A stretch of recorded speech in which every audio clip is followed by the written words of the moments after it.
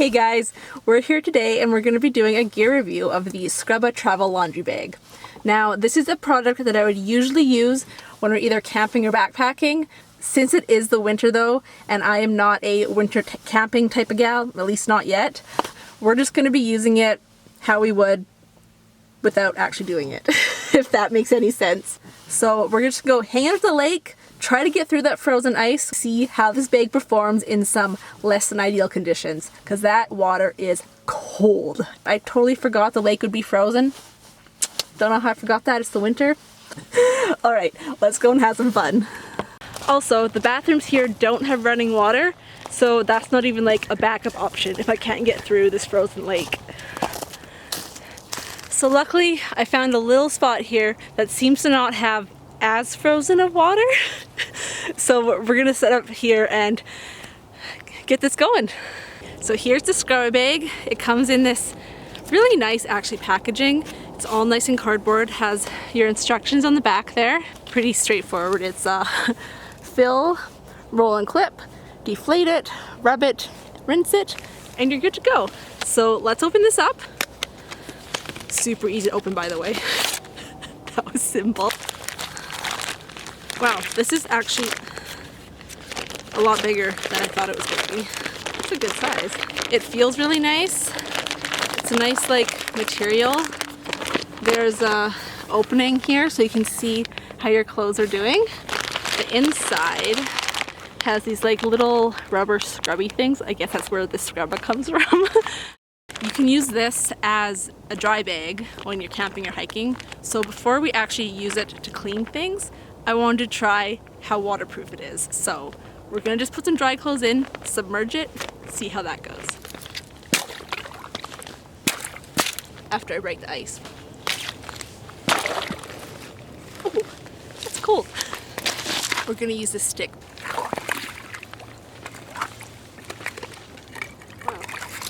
This ice is actually pretty thick.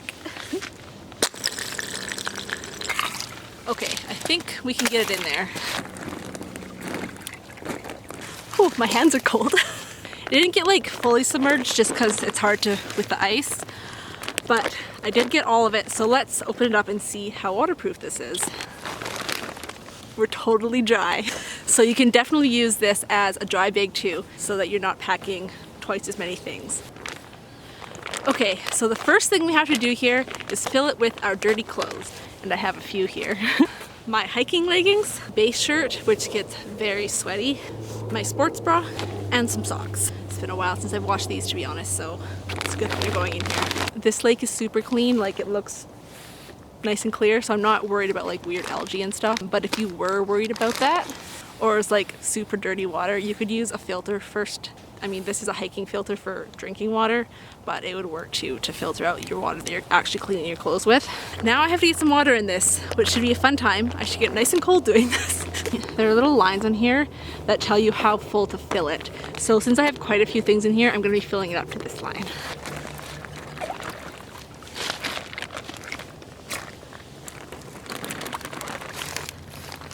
Oh, I still need more. I have some camp soap here. It's super concentrated, so I don't need a lot. Soap, water, and laundry. Let's do this. So now what I do is I roll it up, just like you would a dry bag. Clip it. So now that we've got it all filled up, there's this little deflator that we have to use just to get all the air out. What is this word? Oh, you unscrew it.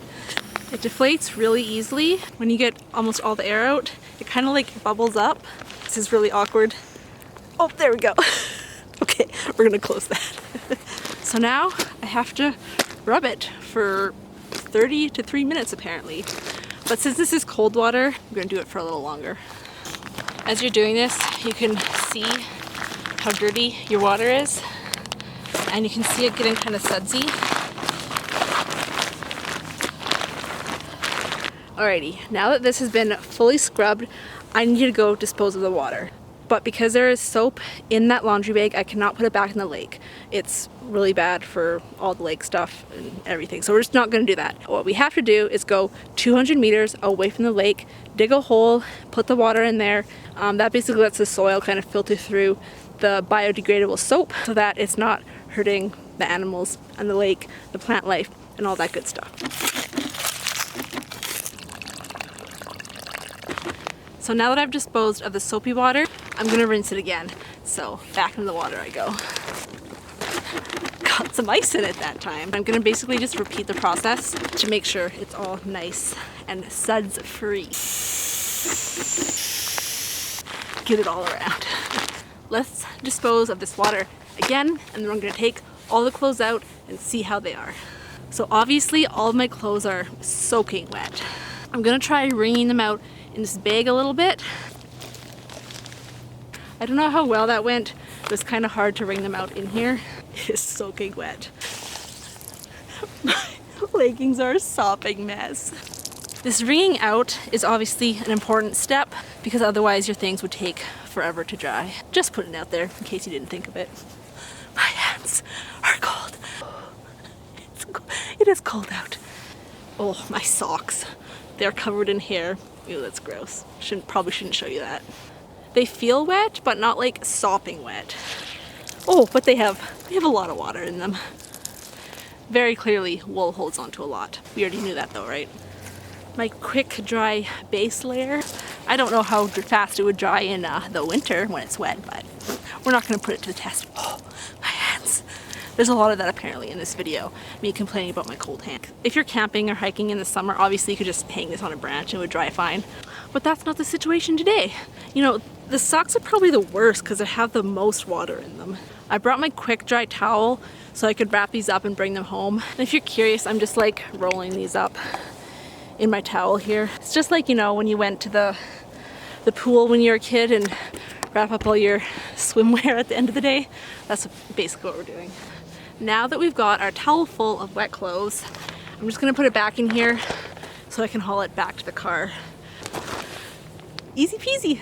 That was actually a lot of fun. I was very worried about the frozen lake, but it turned out to not be a problem.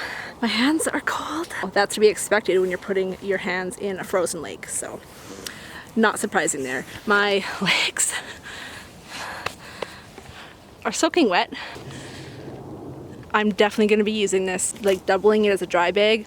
If you're like car camping and you have more space, not a big deal. But if you're backpacking in somewhere, use it as a dry bag, 2-in-1. So what do you think? Would you use a Scrubba bag? Do you think it'd be handy? Let me know.